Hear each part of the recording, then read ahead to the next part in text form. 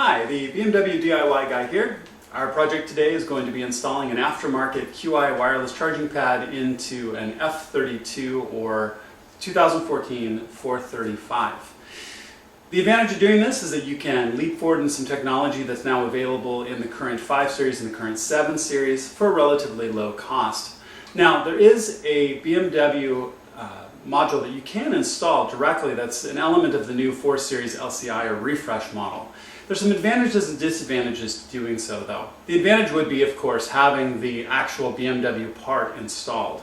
The two disadvantages are though, one, it's very, very expensive, especially when in comparison to other alternatives. And number two, it doesn't fit larger phones. So if you have an iPhone 7, if you have a Samsung S6, S7, or especially the S8s, they're not going to fit.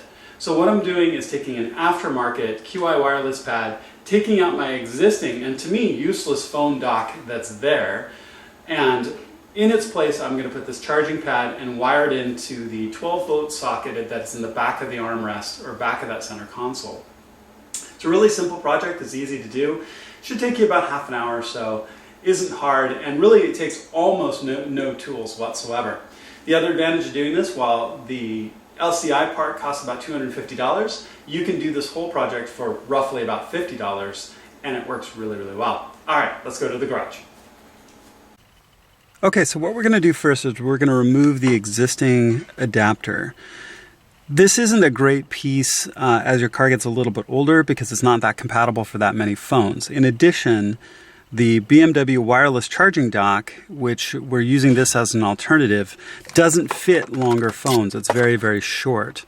So we're going to remove this piece and put in a custom piece so we can actually have the wireless functionality without having to pay a lot of money for it.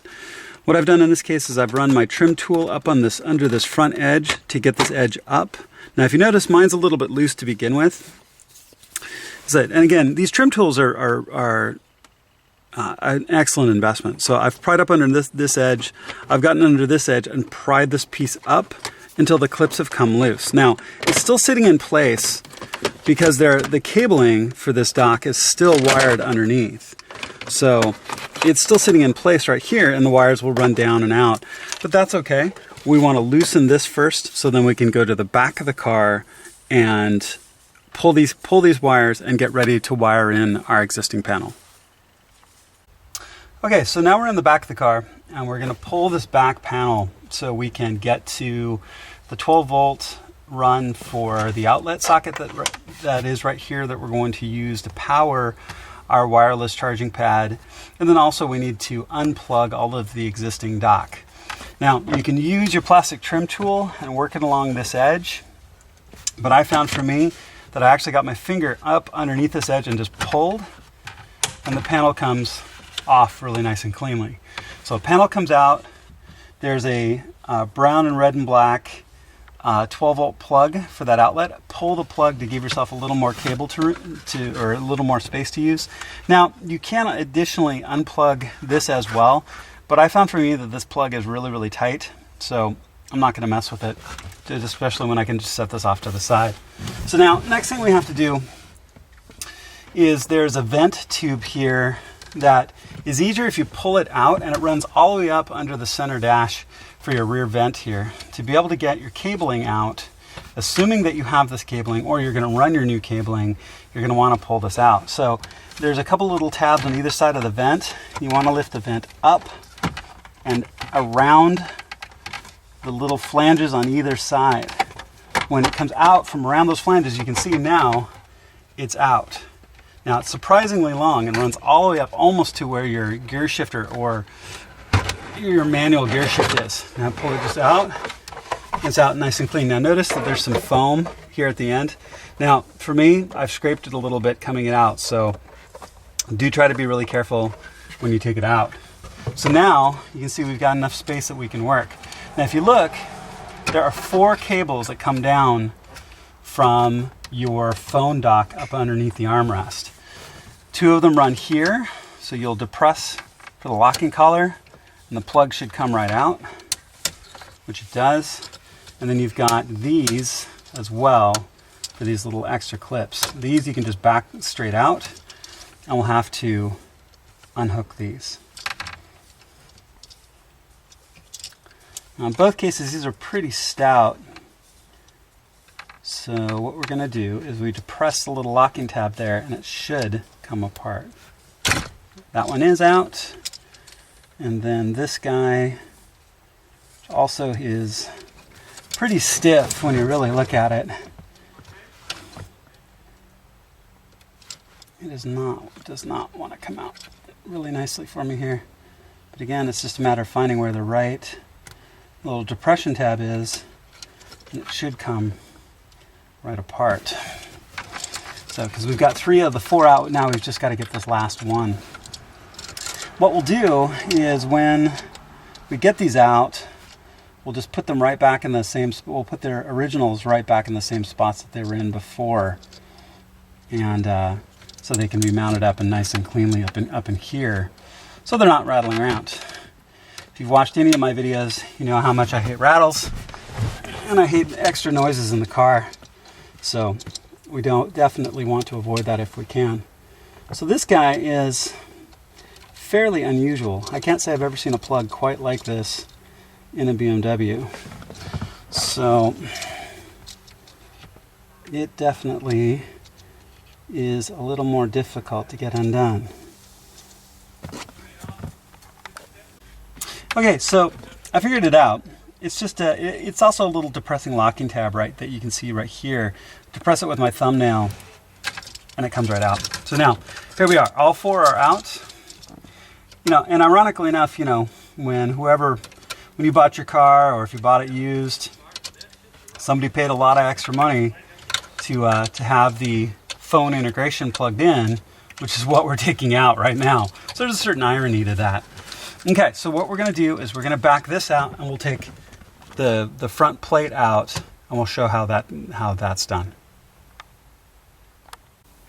Okay, so I've removed the little cover that was here. That's why it looks a little bit different than it did a second ago. This piece is still loose. Now, what I've done is, and it's difficult to show, is I've walked my hand up inside here a little bit because a couple of the cables are essentially pressed into small clips on the underside here. And you can see as the cable starts to come out, it was these pieces that were pressed into a couple of small clips right here. It's really not possible to show that, but you just walk your hand up, you pull those free of those small clips, and then just walk the cabling right out. So there you go. So there is a very expensive piece of integrated BMW technology that we're taking out to put in a rubber mat and a wireless charge or charger plate. So now what we have here is, you can see this is the original base. You can see where some of those clips were, and that's what we ended up taking out. Now this is also where you're going to run the power for your new wireless charging pad, and we're going to run it underneath here. We'll run it through here and run it right out the back. We'll tap into the 12-volt cables that are now exposed here in the back very, very simply, and we'll be done here very, very quickly. Okay, so I've taken the provided cable, and when you look at it, we've got the plug that fits into the pad itself, and we've got our taps at the other end. So we want to reach up, feed it up underneath, and I'm going to come up under this front edge here, because I'm going to want to center my charging pad right in the middle of this space. And so I'm going to lead it off this front edge here. That should want to be the easiest way to get to the front of the pad and center the pad, which I think we'll do right now. Now, the other thing that I've done is it comes supplied with double-sided tape for the cover here on top. Now the cover in this case I'm not going to use, because I'm going to use the rubber matting, the OEM rubber mat that was supplied by BMW here, or you get from BMW. They didn't supply it, I bought it. And we'll put here. So that will stick here. So we'll peel this off and we'll put that there when we get ready. Now the other thing what I do have is I do have some 3M double-sided adhesive that I'm going to use in this case. I've already stuck it down, and you've got to peel off the cover off the other side. Now I will say, as you might see me struggle with this a little bit, sometimes getting this cover material off can be a little bit of a challenge, which, you know, is potentially a good thing, because that means your adhesive is going to be strong. So that's good. There you go. So there's one. Now the adhesive I'm using in this case is clear. doesn't really matter. It just was what I happen to have on hand from previous projects.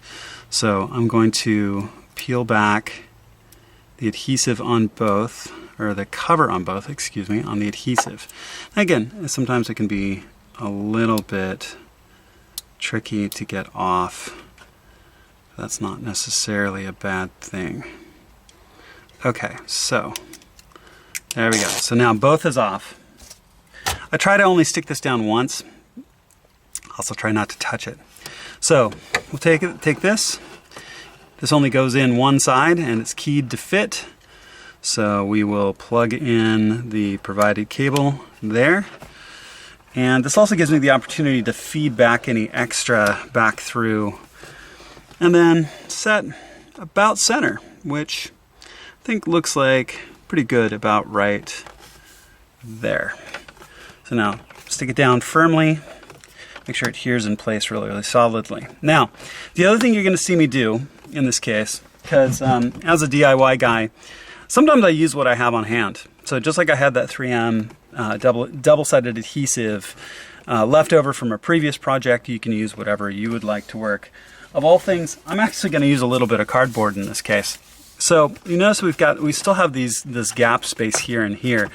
When I did some pre-testing and pre-fitting, the mat will lay down, it will not clear this upper lip. It looks nice and fits nice, but it has a little bit of rock because of these open spaces on either end. So I'm literally going to use what I have on hand right at the moment. Now, I think probably as a longer term solution, I'll get some like foam card. I'll cut some foam card that'll fit in very, very, very nicely. I literally have some cardboard. So I'm literally just going to take some cardboard that I've got on hand that I've cut to just roughly fit. And for me, it fits perfectly. So now it's almost the same height here. So that will absorb any of that tip that that lower mat's going to have. And I will set the same up here as well. And like I said, in the future, I'll very, very likely go out and buy some plastic card and stuff some plastic card in here. And, you know, does it really make that much of a difference? Probably not. But it's also one of those that's just kind of being clean about it. So now we should have, it's not quite perfectly level between this surface and this surface, but it's a lot closer, and that rubber mat's not going to tip anymore. So let's switch back to the back of the car and we'll show connecting you to our 12 volt socket, and we're going to be almost good to go. Okay, so here we are. Now with this kit, with the provided kit, which I'll have linked in the video, it actually comes with a couple of taps to tap into our ground and our power. Now, BMW pretty much forever has used brown for ground. So in most cases, red is positive, brown is ground, or black is ground. You'll very frequently see BMW using trace color, so this is red with some yellow. Okay, that's fine. But the majority of the time, it'll be red with something. And like I said, BMW uses brown for ground, so I know which one is ground for sure. And as we look at our provided cables, obviously we've got black for ground and red for power, so we can match them 1 to 1. So the kit comes with 4 of these taps, 2 blue, 2 kind of brown. I've decided just to use 1 blue, 1 brown for the ground and the power. Now the way these taps work is that you lay the wire right down the middle and then close the tap over the top. The wire going through the middle, the connectors inside the tap will pinch through and touch the wire, and then it will plug in here. So it's really pretty darn simple. So in this case, we just lay it right over the middle of the wire. Now I'm going to back away from our connector here a little bit, just for the simple fact that I want to make sure that I'm not too close to it and cut down any flexibility that I need to plug it back in. I've also removed back a little bit of the wire wrap here. I've unrolled it to get back to here to give me a little more room to move. So in this case, there's a little lock on this, so I can press. Now what I also have is my little electrical crimping tool, which I'm also going to use and close right here on top. This should close down and pinch the wire down. Because it's going to be a little more difficult than being able to pinch it sometimes with your hands.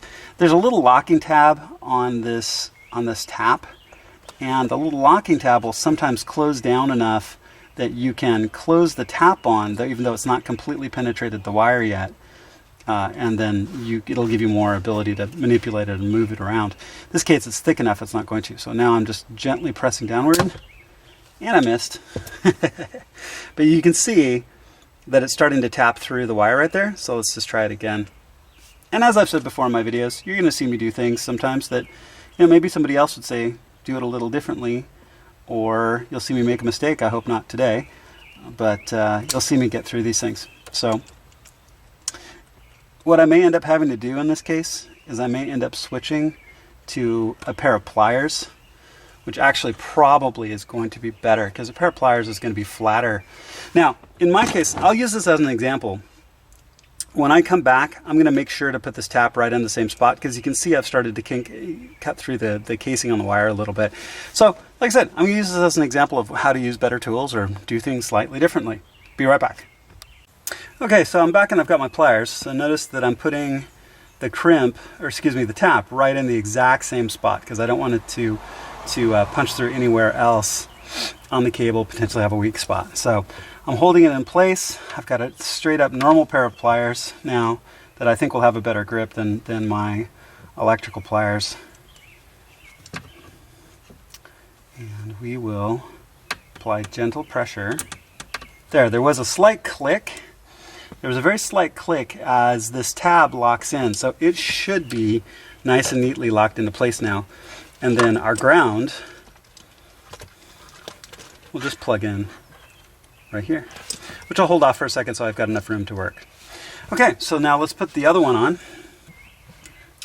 So we've got our other tap here. I'm going to put it in a little bit slightly different spot just to make sure I've got enough room to work. I set the cable into kind of the teeth on the inside of the tap. I close the tap down. I'm going to hold it by the neck to help hold that tap in place. Get my pair of pliers. Get a good grip on it and just slowly apply pressure until it clicks. So they're both clicked into place now. They both should be tapped through. There's really no way of knowing for certain. I mean, is there any way you can double check to know for certain? Well, the wire's in there solid. You got a good strong click out of it. You know it's in place. So it should be good to go now. So then we're going to take our ground, and it's just a tab that fits straight in. Push it in firmly, take our tab, push it in firmly. So now our wireless charging plate should be in place and should be good to go. All right, so now what we're going to want to do is back all this extra cable out. Now the other thing that I did was I also have a zip tie, and I'm going to zip tie all this stuff into place and make sure that it's nice and neat and clean, because you always want to remember that ducting is going to go back through here. So I'm not going to want to have a lot of extra cable just floating around and potentially being a mess or getting in the way. So we'll zip tie this and back it into this open space underneath the ducting. We'll route the cabling up through on this little tab on this side and where the other cable was before to make sure that that works and works well. So what we're going to do is get that all set. So once that's set, we'll run the cabling in.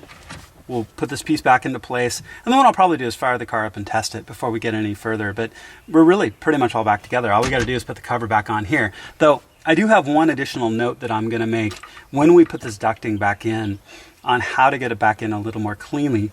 Taking it out isn't that hard. Getting it back in is a little more difficult, so I'm going to show you a trick. There.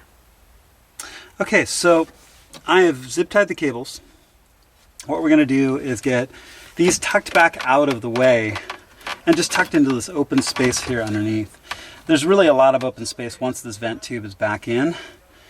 So I'm going to tuck the fuse on this right here, because this also should be some open negative space that's available right here. And I'm going to tuck this in, tuck the power and ground for that right here. And my connectors should fit back into this open space here. So all of this should fit behind the panel as we get this set up. But one important thing we have to do first is we have to fit this vent tube back in. Now the vent tube, there's a little bit of an extra trick to get this vent tube back in. When it comes back out, it fits, as you can tell, that goes directly all the way up beside your gear shifter. It's that long. So, and you have to worry about this connector at the other end. So I'm going to take this, gently feed it back in right up until we get to about halfway, because it is a little stiff to get back in, especially with the cable bundles and everything else you've got going on here. And you don't want to hang it up on stuff, okay? So now I'm about halfway, and we're going to stop, and I'm going to show you the additional trick to make sure that it fits back up here in the front connector properly. And it really doesn't take a lot of extra effort. So let's jump back to the front of the car. Okay, so here we are in the front of the car. So this is your iDrive panel, which you can see mine is piano black. One of these days I'll have a video on replacing this, because while the black is nice, it's a fingerprint and scratch magnet. So this piece actually comes out very, very easily. Very often people can grab it by the neck up here and just work their fingers in and it'll rock off. In my case, it's probably never been off before, so it was very tight. So I put my trim tool, plastic trim tool, up under this front edge and worked it up, and it just pulls up and away, because there's just pressure clips to just keep it in place. So now you can unplug the iDrive here if you'd like, but we're hopefully only going to be here a minute or two. So I'm just going to kind of lean it off to the side right there. It's also an opportunity to clean up if you haven't had any spills or anything. So what I wanted you to see is that the end of this vent tube is right here. And there's a lot of cables, there's a lot of bits and pieces in here that is going to have a hard time getting past. So I'm going to reach in and pull up with my fingers a little bit while I press on the tube in the back to help get this up and in, to guide it back up into place.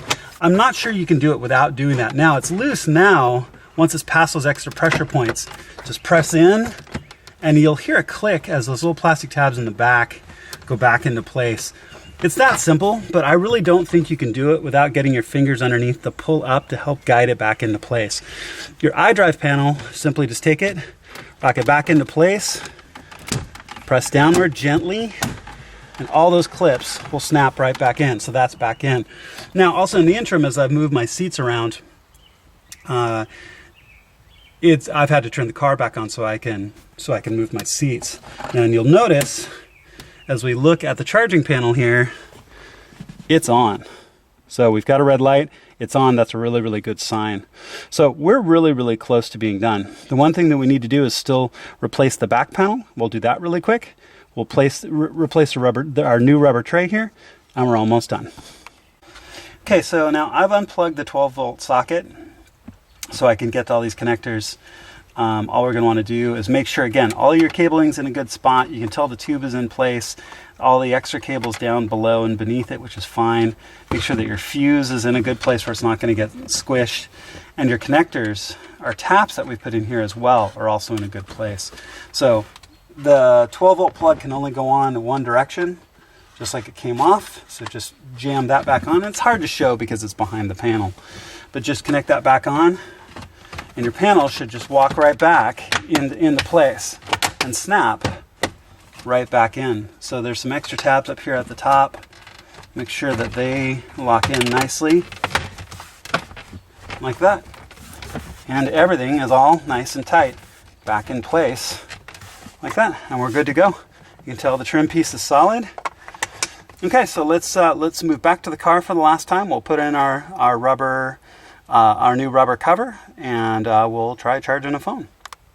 Okay, so here we are back in the front of the car. Car is on, so you notice that there's the red LED on the charger is on. Now let's make sure that it works in the first place before we put the rubber mat in.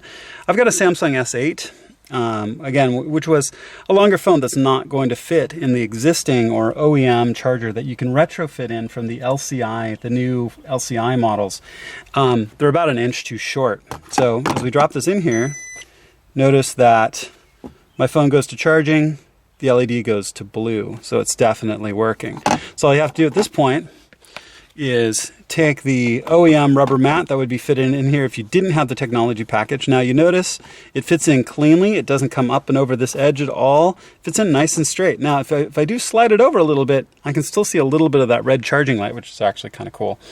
And then, moment of truth. And it's charging. So, works and works great. You can tell that it's charging. It's able to charge through the rubber mat. I still see the blue LED. All the parts on this grand total cost a little bit more than about $50 by the time you're done.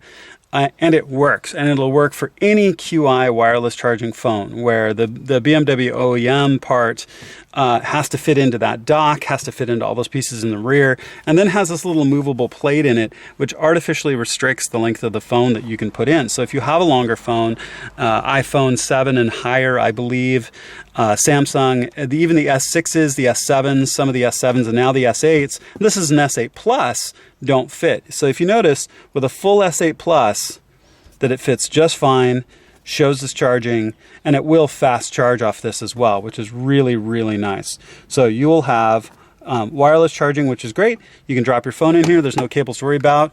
Take it out, shut the armrest, and you're good to go. Successful project.